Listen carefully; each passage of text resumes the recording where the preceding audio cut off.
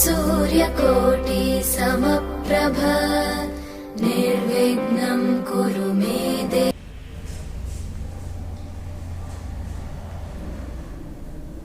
बांसुरी भगवान श्री कृष्ण को अति प्रिय है, क्योंकि बांसुरी में 3 गुण होते हैं। पहला, बांसुरी में गांठ नहीं है, जो संकेत देता है कि अपने अंदर किसी भी प्रकार की गांठ मत रखो, मन में बदले की भावना मत रखो। दूसरा गुण, बांसुरी बिना बजाए बजती नहीं, मानो बता रही है कि जब तक ना कहा जाए तब तक मत बोलो।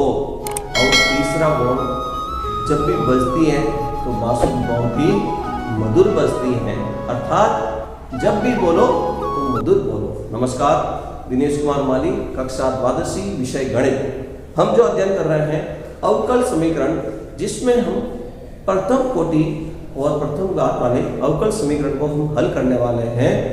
जिसमें आइए हम सबसे पहले अवकल समीकरण को हल करने के लिए विधि ले रहे हैं चरों को पृथक्करण करके, ठीक है, वेरिएबल्स ऑफ सेपरेबल्स। तो इसको ज्ञात करने के लिए हम यदि x व y चर राशि से बना अवकल समीकरण है तो चर राशि को पृथक पृथक कर देंगे और दोनों पक्षों का अलग अलग समाकलन करके x के सापेक्ष और y के सापेक्ष समाकलन होने से जो हमको प्राप्त होगा वह अवकल समीकरण का हल होगा। आइए, एक सामने प्रश्न लिखा हुआ है, अवकल समीकरण dy by dx x plus 1 upon 2 minus y y not equal to 2। तो इसका व्यापक हल ज्ञात कीजिए। तो हम इसको ज्ञात करने के लिए अभी हमने बोला कि जो दिया गया है उसका हम चर अलग अलग करने वाले हैं। चरों को पृथक करने पर हम चरों को पृथक कर सकते हैं, संभावना है तो कर सकते हैं। तो देखिए, y के सापेक्ष y का होगा तो ये 2 माइनस y को मैं इधर लिख देता हूं। x का समाकलन x के सापेक्ष होगा, x प्लस 1 वही है, dx को वज्र गुणा करके इधर ले आए, इधर dy है। अब हम दोनों पक्षों का समाकलन कर लेंगे। दोनों पक्षों का समाकलन करने पर, तो समाकलन करने पर हमको राशि मिलेगी, इधर समाकलन करने के लिए संकेत लगा दिया 2 माइनस y dy, समाकलन का निशान लगा दिया x प्लस 1 dx। y के सापेक्ष समाकलन करेंगे, 2 का समाकलन हो जाएगा 2y माइनस y स्क्वायर बटा 2 बराबर x का समाकलन हो जाएगा x स्क्वायर बटा 2 प्लस 1 और प्लस का c, कैपिटल C या प्लस C कुछ भी लिख देंगे। तो ये जो C लिखा हुआ है हमने दोनों तरफ नहीं लिखकर एक ही तरफ लिखा हुआ है, क्योंकि ये प्रथम कोटि का अवकल समीकरण था, अतः इसमें एक ही चर कांस्टेंट हो सकता है। ठीक है, 2 को हम हटा देते हैं और एक तरफ पर कर लेते हैं x स्क्वायर प्लस x। 2 को सबसे गुणा करने खातिर यहां पर ये 2x हो जाएगा, प्लस 2 से गुणा हो गया, ये पक्षांतर दोनों का इधर आ गया तो ये माइनस का 4y हो गया, यहां 2 से गुणा होने पर ये कैंसिल होकर प्लस का y स्क्वायर और प्लस का कैपिटल C बोल रहे हैं, जहां ये जो 2c था वो हमने कैपिटल C बना दिया। अब जो हमको ये प्राप्त हुआ है, यही यहां जो दिया गया अवकल समीकरण है, इसका व्यापक हल है। लिखिए समझकर।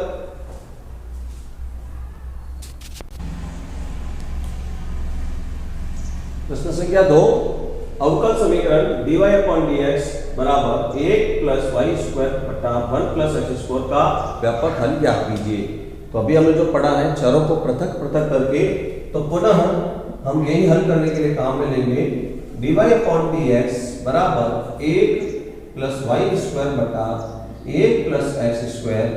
चरों को पृथक पृथक करने पर जो 2 यहाँ पर चर दिए गए हैं उसको हम पृथक पृथक करेंगे, अलग अलग लिख देंगे। तो कैसे लिखेंगे? तो देखिए, इसके अंदर x के सापेक्ष अवकलन होगा तो dx को यहां लिखेंगे, तो x वाला पद यही रहेगा, 1 upon 1 plus x square dx। अब 1 प्लस वाई स्क्वायर यहां से हटेगा तो यहां लेफ्ट हैंड साइड के अंदर ये इधर 1 अपॉन 1 प्लस वाई स्क्वायर। चरों को पृथक पृथक x के साथ में x का समाकलन हो सकता है इसलिए उसको उधर ले आए, y के साथ में y का समाकलन हो सकता है। ये जो dx और dy हमेशा ध्यान रखना ये अंश में ही रहना चाहिए, ये एक संकेत है तो इसको अपॉन में नहीं लाए। याद रखें दोनों पक्षों का समाकलन करेंगे हम, दोनों पक्षों का समाकलन करने पर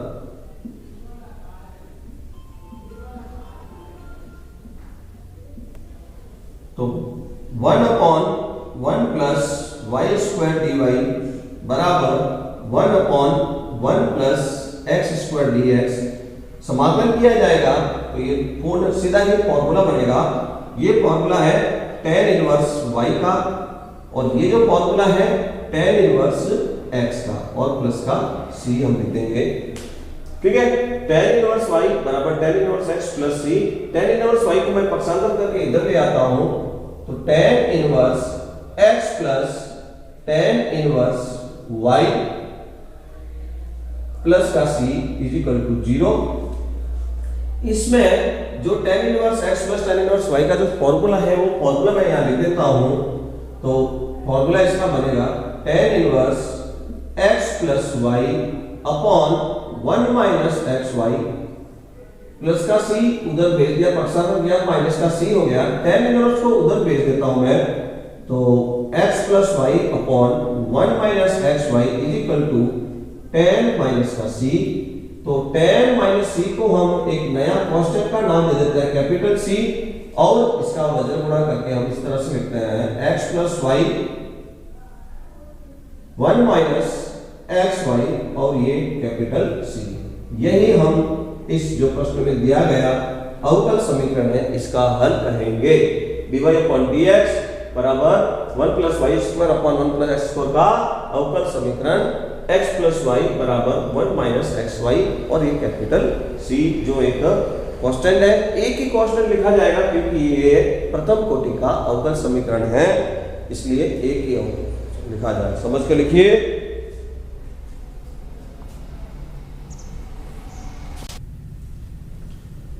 प्रश्न संख्या 3, बिंदु 1,1 से गुजरने वाले ऐसे वक्र का समीकरण ज्ञात कीजिए जिसका अवकल समीकरण x dy बराबर 2x स्क्वायर प्लस 1 dx है। जहां x not is equal to 0 है तो वक्र का समीकरण ज्ञात करने के लिए हम यहां अवकल समीकरण का हल करने वाले हैं। दिया गया अवकल समीकरण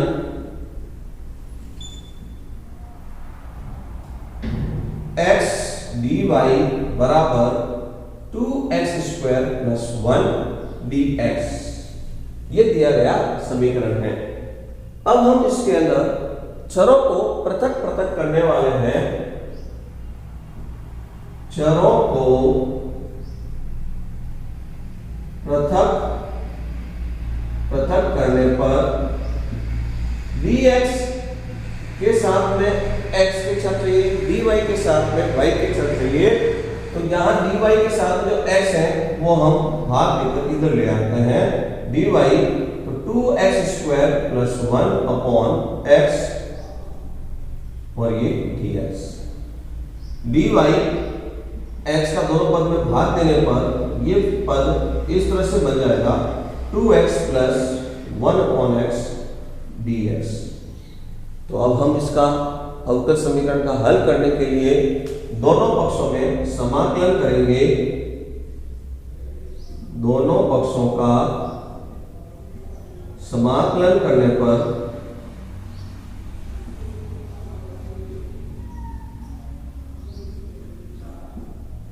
तो समाकलन का संकेत इधर कोई संकेत 1 है, dy मान लेते हैं। x के सापेक्ष समाकलन होगा 2x कोष्टक 1 प्लस x का। y के सापेक्ष 1 का समाकलन कांस्टेंट है तो y के सापेक्ष बोलना इसलिए वही लिखा जाएगा।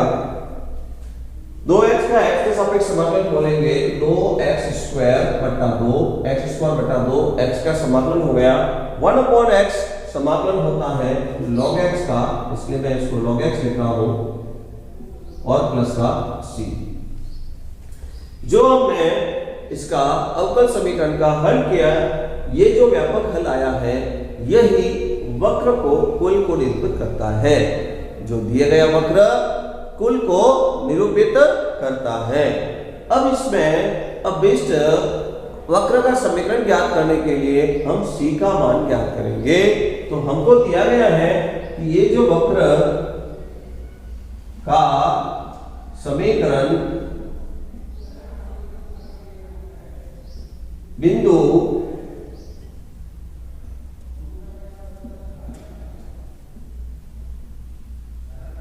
एक स्थित है, अतः x बराबर 1 व y बराबर 1 रखने पर जो यहां वक्र का कुल निरूपित समीकरण है, इसमें x का मान 1 रखते हैं, y का मान 1 रखते हैं। 1 यहां 1 रखने पर ये 2 से 2 पहले से कैंसिल कर दिया, 1 का स्क्वायर log 1 प्लस का c, तो 1 से 1 ये कैंसिल हो जाएगा। log 1 का मान 0 होता है, log 1 इज इक्वल टू 0, अतः c बराबर 0। वक्र का अभिष्ट समीकरण निकालने के लिए हमने c का मान ज्ञात किया, तो c का मान 0 आया है। ठीक है, ये समीकरण 0 का मान समीकरण नंबर जो ये 2 है इसमें हम रखते हैं यहां पर। तो समीकरण 2 में c बराबर 0 रखने पर, समीकरण 2 में c बराबर 0 रखने पर